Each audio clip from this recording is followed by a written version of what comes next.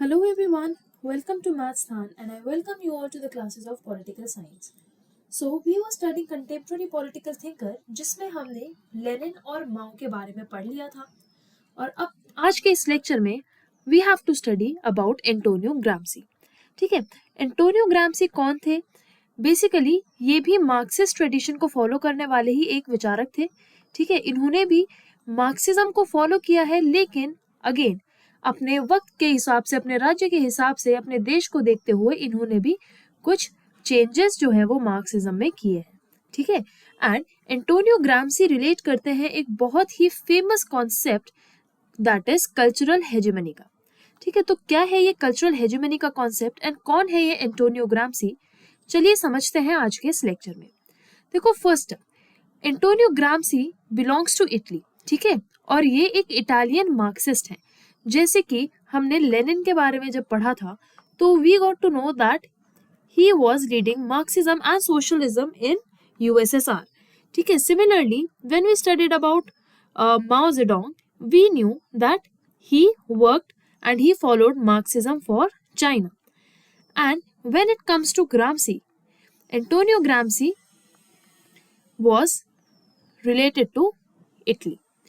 ठीक है, so अब ये चीज इतना क्लियर हो गया that Antonio Gramsci was an Italian Marxist philosopher. ठीक है, ये पॉलिटिकल थ्योरिस्ट थे and he was also one of the founding member of the Italian communist party and this communism comes from Marxism. Marx ही कहते थे कि एक वक्त ऐसा आएगा जब सभी लोग रिवोल्ट करके कम्युनिज्म को एस्टैब्लिश करेंगे और इटली में कम्युनिस्ट पार्टी के one of the founding member रहे हैं एंटोनियो ग्राम्सी. ठीक है, अब ग्राम्सी ने कल्चरल हेजेमनी का कॉन्सेप्ट दिया है और उसी के लिए ये मेनली जाने जाते हैं. और कल्चरल हेजेमनी को हम आगे भी अच्छे से समझेंगे, लेकिन फिलहाल आप इसको शॉर्ट में समझ सकते हैं. And it says here that cultural hegemony explains how the ruling class maintains power not just through force but by shaping ideas, values, beliefs in society. तो क्या है कल्चरल हेजेमनी? कल्चरल हेजेमनी का मतलब होता है कि जब जो रूलिंग क्लास है वो लोगों के विचारों पर डोमिनेट करके रूल करे. अब कल्चरल हेजेमनी का ये जो कॉन्सेप्ट है वो ये कहता है कि जो रूलर्स हैं या जो कैपिटलिस्ट है फॉर एग्जाम्पल, वो सिर्फ जोर जबरदस्ती ही रूल नहीं कर पा रहे हैं, वो इसलिए भी रूल कर रहे हैं क्योंकि वो लोगों के विचारों को, उनकी वैल्यूज को, उनके बिलीफ सिस्टम को समाज में बदल रहे हैं. और ये जो क्वालिटी है ना, जो हम कह सकते हैं कैपिटलिस्ट क्लास की, कि वो या फिर आज के टाइम पर अगर आप उसे रिलेट करो तो आप कह सकते हो कि जैसे कुछ पॉलिटिशियंस हैं, ठीक है, वो जनता को बड़े बड़े सपने दिखाते हैं, वादे करते हैं, तो जनता क्या है, अक्सर अपनी मीडिया पॉलिटिशियंस से बहुत ज्यादा इन्फ्लुएंस होकर के वैसे ही विचारधारा अपना लेती है ना. और वही विचारधारा के चलते ही एक इतने बड़े देश पर जो है वो रूल करना आसान हो जाता है.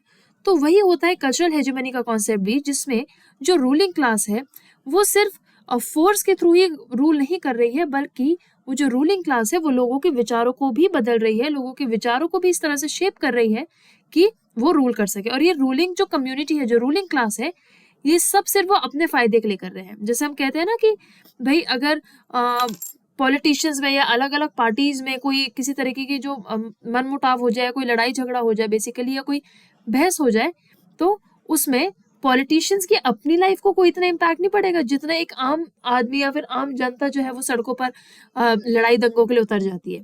ये कहा जाता है ना अक्सर कि भाई नुकसान आम जनता का ही होता है हमेशा.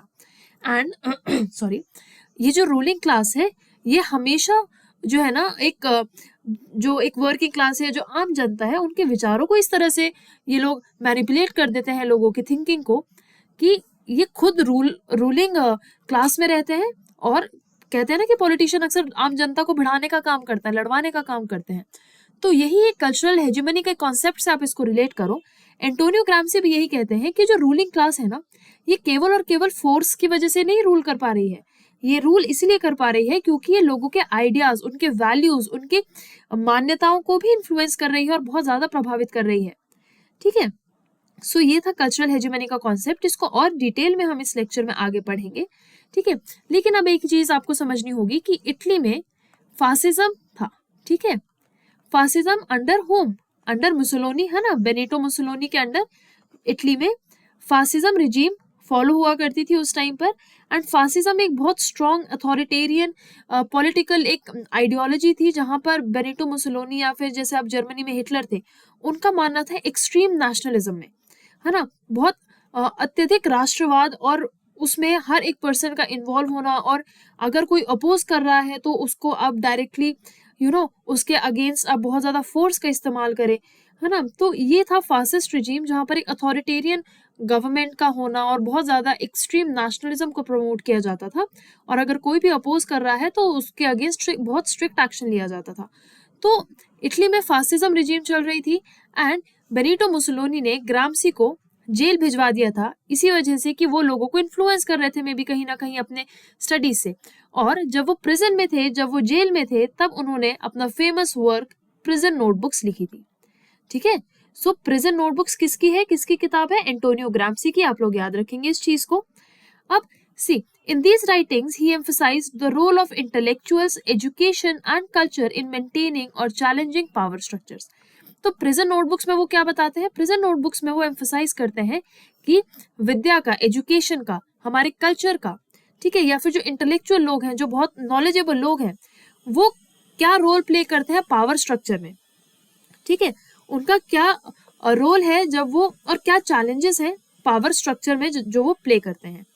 ठीक है, सो इन सिंपल टर्म्स, जब बेनिटो मुसोलिनी ने ग्राम्सी को जेल भिजवा दिया था, तो उन्होंने एक बुक लिखी जिसका नाम था प्रिजन नोटबुक्स।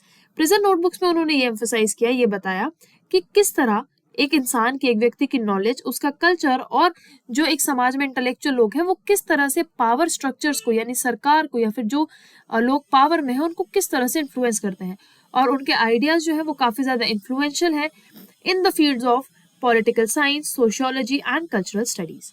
ठीक है, सो आई होप आपको एक ब्रीफ इंट्रोडक्शन, एक general introduction about Antonio Gramsci समझ में आ गया होगा अब तक, इनका बैकग्राउंड, कहाँ से ये बिलोंग करते थे, ठीक है, और क्या इन्होंने कॉन्सेप्ट दिया है as in terms of cultural hegemony. Cultural hegemony का ये जो वर्ड है ना, ये आप अपने दिमाग में बिठा लीजिए, that it is related to Antonio Gramsci. ठीक है ना, चलो अब आगे बढ़ते हैं। देखो यहाँ पर सिर्फ अगेन दैट इंट्रोडक्शन है कि ग्राम्सी एक मार्क्सिस्ट थिंकर थे हु मॉडिफाइड क्लासिकल मार्क्सिज्म। ठीक है, इन्होंने क्लासिकल मार्क्सिज्म को प्रमोट किया है, सॉरी मॉडिफाई किया है अपने तरीके से। ठीक है, और role of culture, ideology and consent को एम्फसाइज किया है कि भाई हमारा कल्चर, आइडियोलॉजी एंड कंसेंट, यानी कि लोगों की सहमति, इस पर इन्होंने ज्यादा जोर दिया है। And unlike economic determinism, sorry unlike economic determinism, इन्होंने फोकस किया सुपर स्ट्रक्चर पर। ठीक है, सुपर स्ट्रक्चर, जैसे हमने मार्क्स के कॉन्सेप्ट में एक बेस और सुपर स्ट्रक्चर का पढ़ा था, तो मार्क्स के लिए बेस क्या था? अर्थव्यवस्था ही बेस थी। ठीक है, एंड सुपर स्ट्रक्चर में फिर बाकी इंस्टीट्यूशंस आ जाते हैं, पॉलिटिक्स, रिलीजन एटसेट्रा। पर इन्होंने क्या किया, एंटोनियो ग्राम्सी ने फोकस ज्यादा किया सुपर स्ट्रक्चर पर, यानी कि सुपर स्ट्रक्चर क्या? आइडियाज, इंस्टीट्यूशंस जो रूल कर रहे हैं, लोगों का कल्चर, तो इन चीजों पर एंटोनियो ग्राम्सी ने ज्यादा फोकस किया था। अब आगे चलते हैं कल्चरल हेजेमनी का कॉन्सेप्ट। ठीक है, इसको हिंदी, जो हिंदी मीडियम के स्टूडेंट्स हैं, they can know this name, कि इनको इसको सांस्कृतिक अधिपत्य कहा जाता है। ठीक है, अब इसका मतलब क्या है? देखो, cultural hegemony means the ruling class maintains dominance not only through force but through consent, यानी कि जो रूलिंग क्लास है वो अपनी डोमिनेंस, वो केवल और केवल जोर जबरदस्ती या फोर्स से बरकरार नहीं रखती, बल्कि लोग खुद कंसेंट देते हैं उस चीज को, खुद मानते हैं उनकी रूलिंगनेस को, लोग खुद से ये चीज कि जो है ना, आप कह सकते हो एक अथॉरिटी देते हैं उस रूलिंग क्लास को कि ठीक है आप हमें रूल कर लीजिए, है ना। तो इसमें वही लिखा है कि शासक वर्ग न केवल बल के माध्यम से बल्कि सहमति के माध्यम से प्रभुत्व बनाए रखता है। ठीक है, सो दिस इज इट कि, और सिंपल सा मीनिंग कल्चरल हेजेमनी का यही है कि जो रूलिंग क्लास है, जो लोग हमें रूल कर रहे हैं, वो केवल और केवल फोर्स की वजह से या फिर बल की वजह से हमें रूल नहीं कर पा रहे हैं, बल्कि लोगों की सहमति की वजह से हमें रूल कर पा रहे हैं। और वो कहते हैं कि ये जो कल्चरल हेजेमनी है, ये लोगों का बिलीफ, उनके वैल्यूज और नॉर्म्स को शेप करता है, यानी इन्फ्लुएंस करता है इस तरह से कि जो रूलिंग क्लास का जो शासन है ना, जो वो कर रहे हैं, वो लोगों को बड़ा सही और नेचुरल लगे।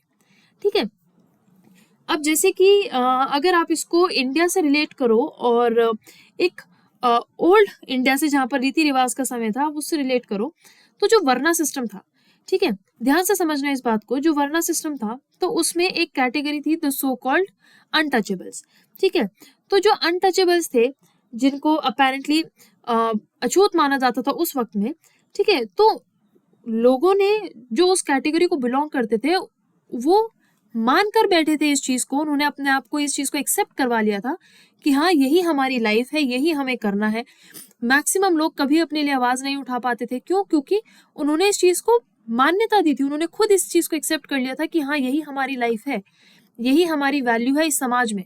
ठीक है, हमें जो सो कॉल्ड अपर क्लासेस हैं उनकी सेवा करनी है, और हमें बिल्कुल हमारा पानी भी अलग है और हम सब कुछ अलग करना है। उन्होंने कभी आवाज नहीं उठाई बराबरी के लिए, क्यों? क्योंकि वो इस चीज को मान कर बैठे हैं। ठीक है, वो खुद भी सहमत है कि ठीक है यही हमारी लाइफ है, हालांकि उनको बहुत तकलीफ और बहुत दिक्कतों का सामना करना पड़ रहा हो अपनी लाइफ में, बट स्टिल वो ये एक्सेप्टेंस वाली बात यहाँ पर आप समझने की कोशिश करना कि जो रूलिंग क्लास है या जो सो कॉल्ड अपर क्लास है ये लोअर क्लासेस पर कैसे रूल कर पा रही है, क्योंकि लोग भी तो उस चीज को मान कर बैठे हैं। और लोग इस और जो हम जैसे वर्ना सिस्टम का एग्जाम्पल लिया, वहां पर भी लोग इस चीज को प्राकृतिक मान कर बैठे थे कि हाँ ये तो नेचुरल है, ये तो होना ही था, जब हम इस पर्टिकुलर कैटेगरी से बिलोंग करते हैं तो फिर ये यही हमारा जीवन है। तो एंटोनियो ग्राम्सी का भी यही कहना था कि जो लोग है ना, जो रूलिंग क्लास है वो इस तरह से मैनिपुलेट करती है या इस तरह से लोगों के वैल्यूज और उनके बिलीफ सिस्टम को शेप करती है कि एक वक्त पर आकर एक आम आदमी अपनी सहमति से ये चीज को स्वीकार कर लेता है कि हाँ ये जो रूलिंग क्लास कर रही है ये बिल्कुल ठीक कर रहे हैं और यही नेचुरल है ना, और यही सही है। तो यही है बेसिकली कल्चरल हेजेमनी का कॉन्सेप्ट। और फिर वो कहते हैं कि institutions like education, religion, media, family has been spreading this dominance. अब वो कहते हैं कि रूलिंग क्लास ने तो चलो एक विचारधारा बना दी, लेकिन जो हमारा खुद का परिवार है, ये जिस तरह की एजुकेशन हमें सरकार के द्वारा दी जा रही है, ठीक है, रिलीजन, इनफैक्ट हमारा मीडिया भी इसी डोमिनेंस को स्प्रेड करने का काम करता है। ठीक है, यानी इसी सारी चीजों को फैलाने का काम करता है। अब एग्जाम्पल देखो, यहाँ लिखा है people accept inequality as normal due to dominant ideology. वही जो हमने अभी वर्ना सिस्टम वाला एग्जाम्पल था, वही यहाँ पर है कि लोगों ने जो है असामान्यता को नॉर्मल कंसिडर कर लिया, एक्सेप्ट कर लिया कि हाँ यही लाइफ है, क्योंकि वो डोमिनेंट आइडियोलॉजी ही वैसी बनाई गई है। ठीक है, जो रूलिंग क्लास है उन्होंने लोगों के दिमाग को इस तरह से बनाया है या इस तरह से उनको यकीन दिलाया है कि यही नेचुरल है। Are you getting my point?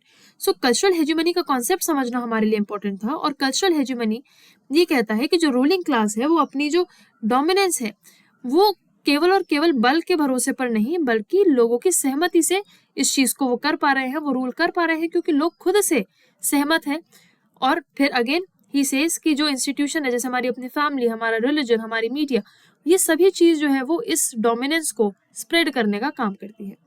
ठीक है, देखो शिक्षा, धर्म, मीडिया, परिवार जैसी संस्थाएं इस प्रभुत्व को फैलाने में मदद करती हैं। सो आई होप आपको ये कल्चरल हेजेमनी का कॉन्सेप्ट अभी एंटोनियो ग्राम्सी का क्लियर हो गया होगा। Now let us move on to civil society versus political society as पर एंटोनियो ग्राम्सी। अब देखो एंटोनियो ग्राम्सी के लिए पॉलिटिकल सोसाइटी क्या है? पॉलिटिकल सोसाइटी उनके लिए सरकार, ठीक है, सरकार की जो अलग अलग इंस्टीट्यूशंस हैं जैसे पुलिस, आर्मी।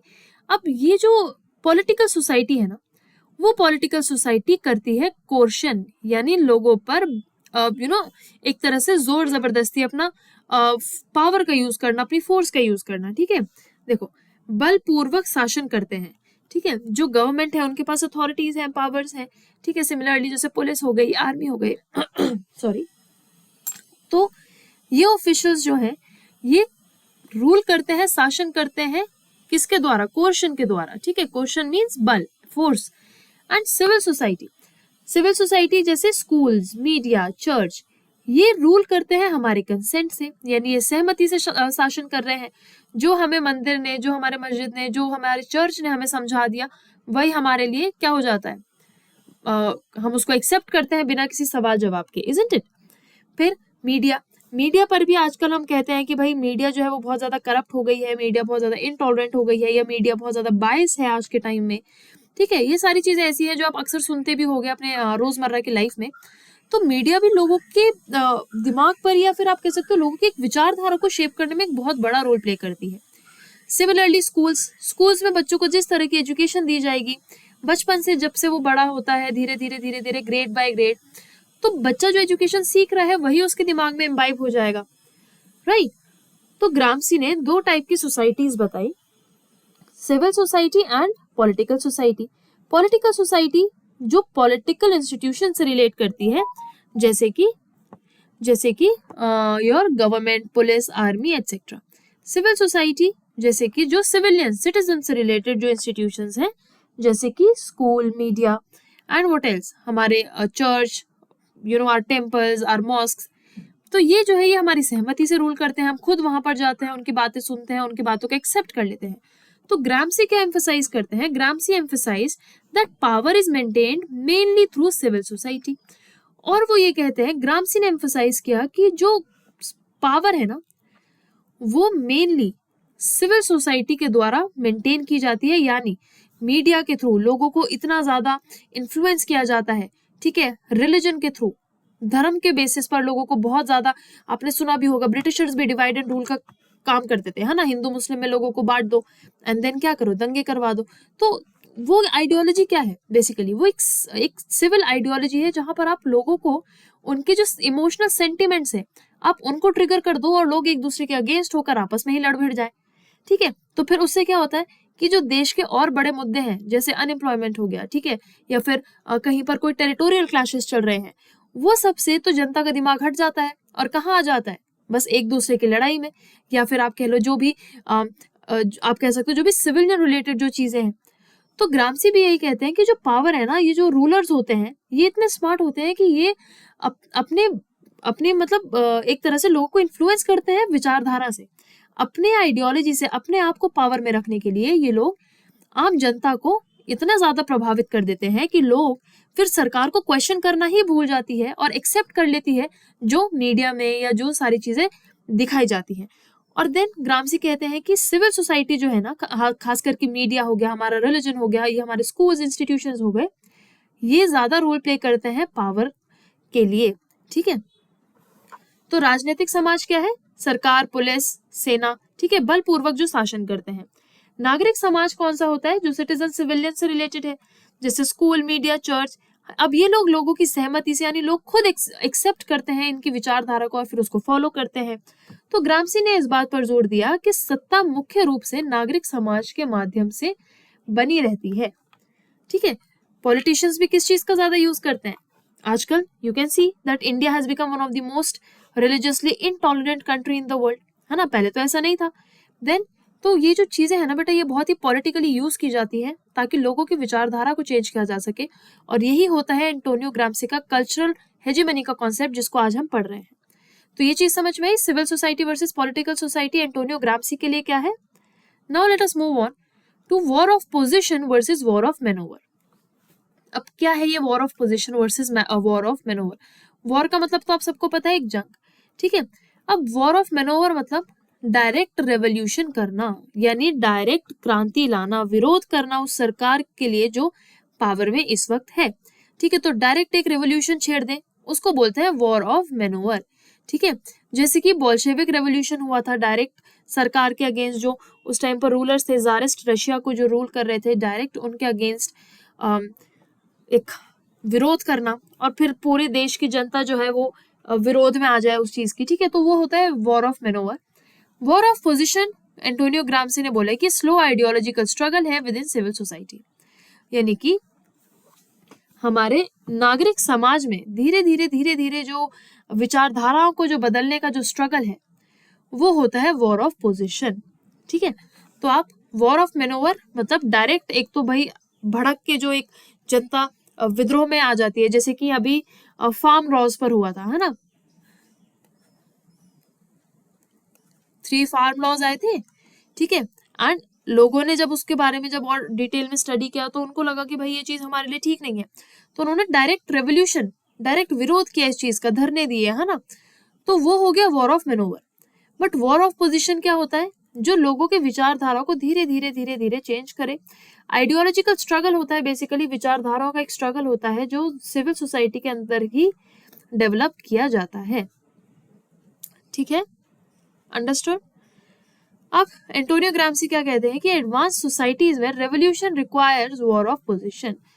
तो ग्राम्सी के अकॉर्डिंग जो एडवांस सोसाइटीज हैं वहां पर वॉर ऑफ मैनोवर से काम नहीं चलेगा, क्योंकि जो फोर्सेस है ना वो इतनी ज्यादा पावरफुल है कि अगर सरकार चाहे तो उस विद्रोह को बहुत आसानी से चुप करा सकती है, बहुत इजीली सप्रेस किया जा सकता है। लेकिन अगर लोग सामाजिक या नागरिक समाज के द्वारा या फिर एक सिविल सोसाइटी में रह करके आइडियोलॉजिकल स्ट्रगल करेंगे तो फिर जो है ना वो ज्यादा बेनिफिशियल होगा।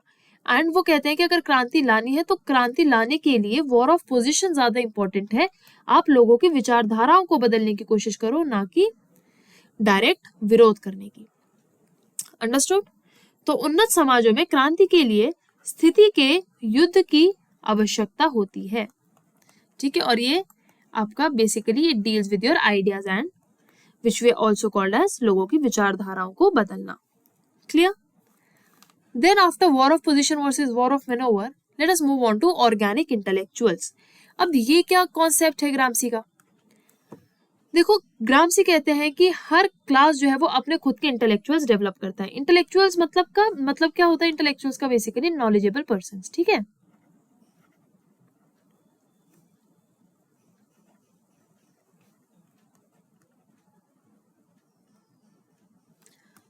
नॉलेजेबल पर्सन यानी वो लोग जिनको ज्ञान हो। तो ग्राम्सी कहते हैं कि हर वर्ग अपने बुद्धिजीवियों का निर्माण करता है।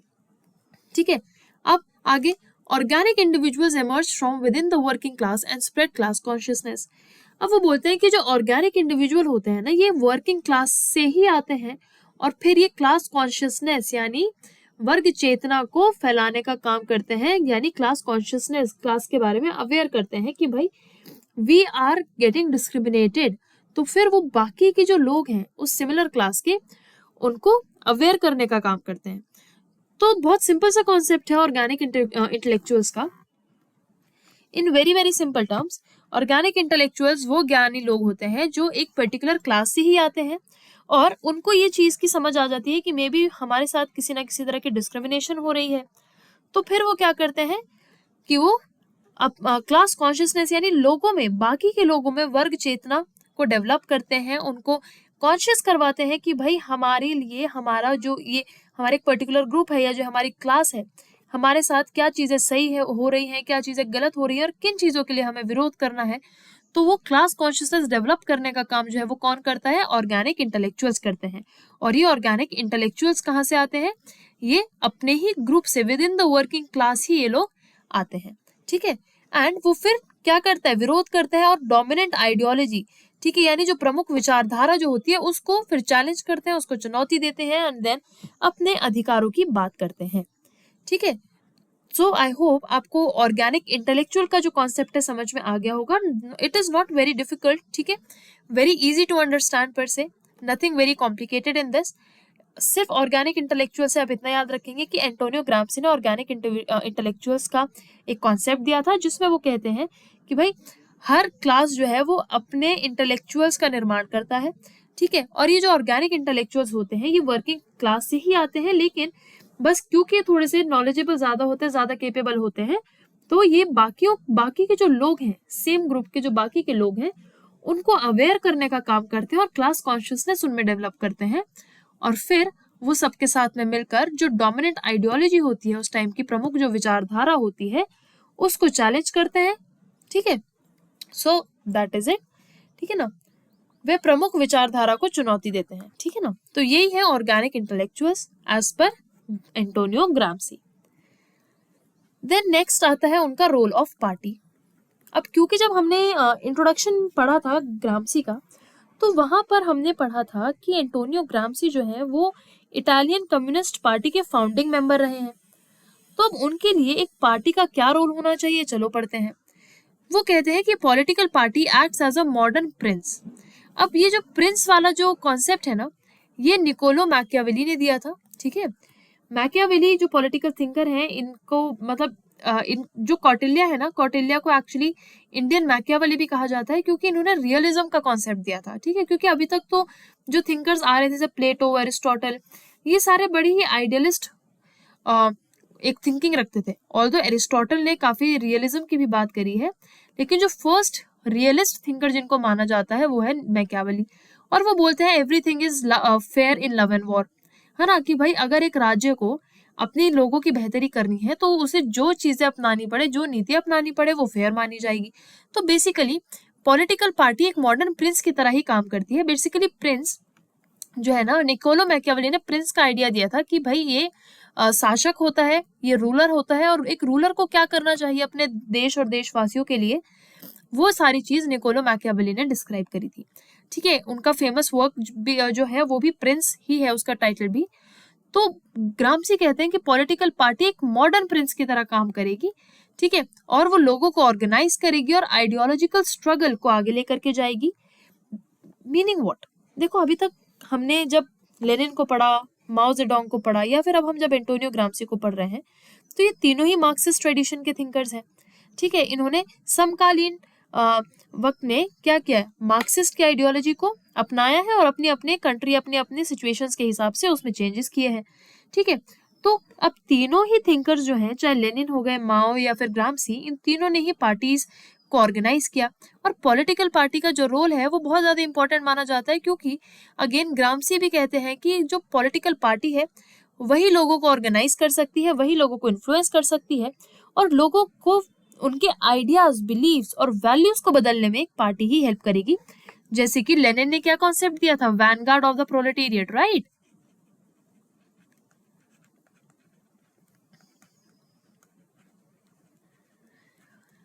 है ना, आई होप आप सबको ये याद होगा। वैनगार्ड ऑफ द प्रोलेटेरिएट क्या, कि भाई कुछ इंटेलेक्चुअल जो ज्यादा केपेबल हैं वो वैनगार्ड पार्टी बनाएंगे।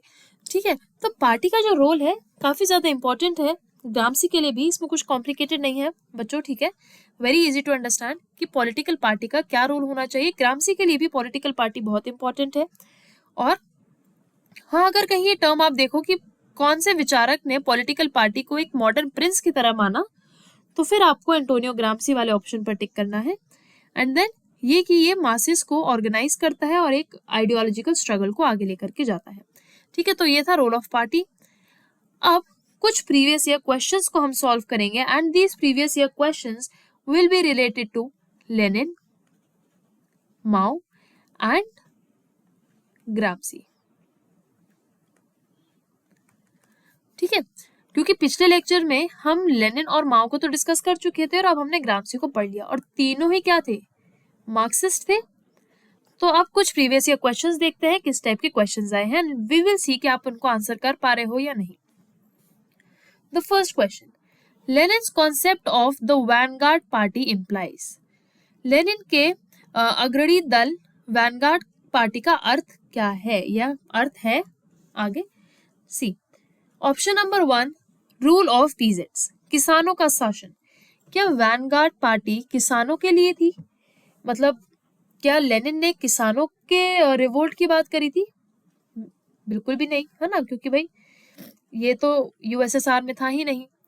Leadership by a disciplined party of professional revolutionary, यानी कि पेशेवर क्रांतिकारियों का अनुशासित दल, क्या ये था? डायरेक्ट डेमोक्रेसी, डेमोक्रेसी कहाँ से आ गई? यहाँ डेमोक्रेसी को तो सपोर्ट ही नहीं किया लेनिन ने, वो तो सोशलिज्म लाना चाहते थे। तो लोकतंत्र तो ऑप्शन से ही बाहर हो गया, तो आप तो इसको इजीली एलिमिनेट कर सकते हो। फिर मिलिट्री डिक्टेटरशिप, यहाँ पर आप कंफ्यूज बिल्कुल हो सकते हो। अगर आप मुसोलिनी या हिटलर से इनको अगर रिलेट करने लग जाओ, लेनिन वगैरह को, तो हो सकता है आप कंफ्यूज हो जाओ। बट अगर आपको लेक्चर्स याद हो तो कहीं भी हमने मिलिट्री डिक्टेटरशिप नहीं पढ़ी है in terms of any of this thinker. इन तीनों ही में से किसी ने भी मिलिट्री डिक्टेटरशिप की बात नहीं करी है। तो option D is also eliminated and we are left with option number B which is the right answer. यानी वैनगार्ड दल कौन सा होता है? ऐसे कुछ पेशेवर क्रांतिकारियों का एक दल जो डिसिप्लिन्ड होते हैं और बाकी लोगों में क्लास कॉन्शियसनेस डेवलप करने का काम करते हैं। Clear? Moving on to the next question. According to Lenin, imperialism is, Lenin के अनुसार साम्राज्यवाद क्या है? ठीक है, early stage of capitalism, highest stage of capitalism, decline of socialism, या फिर एग्रेरियन रेवोल्यूशन। पूंजीवाद का अप्रारंभिक चरण, पूंजीवाद का उच्चतम चरण, समाजवाद का पतन या फिर कृषि क्रांति। अगेन देखो, अगर आप एलिमिनेशन मेथड यूज करोगे तो आपको समझ में आएगा कि यूएसएसआर में कृषि क्रांति की कोई बात नहीं हुई, ठीक है, तो आप इसको इजीली हटा सकते हो। देखो, आपको एक बेसिक नॉलेज होना चाहिए, एंड देन आई फील कि आप जो है ना क्वेश्चंस को अपने लॉजिक से सॉल्व कर सकते हो। डिक्लाइन ऑफ सोशलिज्म, भाई लेनिन सोशलिज्म लाना चाहते थे, वो उसके पतन के बाद क्यों करेंगे, ठीक है, और वो ये क्यों बोलेंगे कि इंपीरियलिज्म जो है वो सोशलिज्म का डिक्लाइन है, बल्कि वो तो इंपीरियलिज्म को हरा के सोशलिज्म लाना चाहते थे। तो ऑप्शन सी भी गलत। अब या तो ऑप्शन ए होगा या ऑप्शन बी होगा। अब यहाँ पर आपके 50% चांसेस बन जाते हैं कि या तो आपका आंसर सही होगा या गलत होगा। अब लेनिन इंपीरियलिज्म को बहुत अच्छे से डिस्कस भी किया है हमने, क्योंकि ये स्ट्रगल फॉर इंपीरियलिज्म का जो हमने पूरा टॉपिक पढ़ा था, वहां पर ये चीज आई है कि भाई is it the highest stage of capitalism और द अर्ली स्टेज। इंपीरियलिज्म जो है ना, साम्राज्यवाद, वो लेनिन के लिए उच्चतम चरण है पूंजीवाद का, ठीक है ना। So here you should know that option number B is the right answer. Moving on to the next question. The central idea of Mao's mass line is. अब माओ का जो ये मास लाइन का कॉन्सेप्ट है, हमने पढ़ा है इसको भी अच्छे से अपने लेक्चर में। तो मास लाइन क्या कहता है? Top down governance, military control, from masses to the masses, या फिर bureaucratic leadership. Take your time, take a minute, क्योंकि मास लाइन का कॉन्सेप्ट आई होप कि आपको याद हो। देखो, it is related to the masses, यानी लोगों से रिलेटेड है, ठीक है। तो यहाँ पर आपको ये ऐसा ऑप्शन दिख रहा है आपको जो यहाँ पर मासेस से रिलेट करता हो? डेफिनेटली, है ना, and that is your option number C. अब मास लाइन क्या है, आप प्रीवियस लेक्चर में जाकर के इसको चेक कर सकते हैं, अच्छे से एक्सप्लेन किया है, ठीक है। लेकिन इन शॉर्ट, मास लाइन का मतलब होता है कि कम्युनिस्ट पार्टी जो है वो लोगों से आइडियाज लेगी, उसको मॉडिफाई करेगी नीड्स के अकॉर्डिंग, एंड देन उस आइडिया को वापस जनता को डिलीवर करेगी इन टर्म्स ऑफ डेवलपमेंट, ठीक है ना। तो जनता से जनता तक, ये है मास लाइन का concept. I hope it is clear to you by now. Next question is, Mao emphasized which class as the main revolutionary force in China. Very easy. China में माओ ने किस वर्ग को एक बहुत इंपॉर्टेंट फोर्स कंसिडर किया? अब China एक एग्रेरियन सोसाइटी थी, ठीक है, वहां पर इंडस्ट्रियल डेवलपमेंट नहीं हुआ था उस टाइम तक, ठीक है। तो चाइना में माओ जेडोंग ने किसको उत्साहित किया था क्रांति लाने के लिए? डेफिनेटली द पीजेंट्री, किसान वर्ग को, ठीक है ना, मिडिल क्लास को नहीं, बोर्जुआ को नहीं, और इंडस्ट्रियल वर्कर्स को भी नहीं, क्योंकि इंडस्ट्रीज तो चाइना में बहुत लिमिटेड थी उस टाइम पर, ठीक है ना, एज सच कोई इंडस्ट्रियल डेवलपमेंट था नहीं। तो माओ जेडोंग ने पीजेंट्री क्लास को बहुत ज्यादा प्रोत्साहित किया था for bringing a revolution. Next question is, Gramsci's concept of cultural hegemony refers to. अब ग्रामसी का सांस्कृतिक वर्चस्व किसे दर्शाता है? Option number 1, economic dominance only, केवल आर्थिक प्रभुत्व, पॉलिटिकल कोर्शन यानी राजनीतिक बल, या फिर आइडियोलॉजिकल कंट्रोल थ्रू कंसेंट यानी सहमति के माध्यम से वैचारिक नियंत्रण, या फिर मिलिट्री रूल दैट इज सैन्य शासन। So cultural hegemony, again it relates to ideas कि रूलिंग क्लास जो है वो कैसे रूल कर रही है, सहमति से रूल कर रही है, क्योंकि वो लोगों के विचारों को बदल रही है, लोगों के विचारों को इन्फ्लुएंस कर रही है। सो यहाँ पर हमारा ऑप्शन क्या है? Option number C is the right answer, कि सहमति के माध्यम से वैचारिक नियंत्रण करना, ये है कल्चरल हेजेमनी का मतलब। और क्योंकि इसको हमने जस्ट अभी कुछ मिनट पहले ही समझा है, तो आई होप आप इसका आंसर आसानी से कर पाए होंगे। Next, who introduced the idea of organic intellectuals. अभी जस्ट 2 से 3 मिनट पहले ही हमने इस चीज को पढ़ा है, very easy to understand, but definitely जब एग्जाम में इस तरह के क्वेश्चंस देखते हो ना, आप तो कंफ्यूज हो जाते हो कि ऑर्गेनिक इंटेलेक्चुअल्स ये क्या मार्क्स का कॉन्सेप्ट है या फिर ये माओ का कॉन्सेप्ट है, समझ नहीं आता उस टाइम अगर आपने क्लियरली चीजों को नहीं पढ़ा है तो।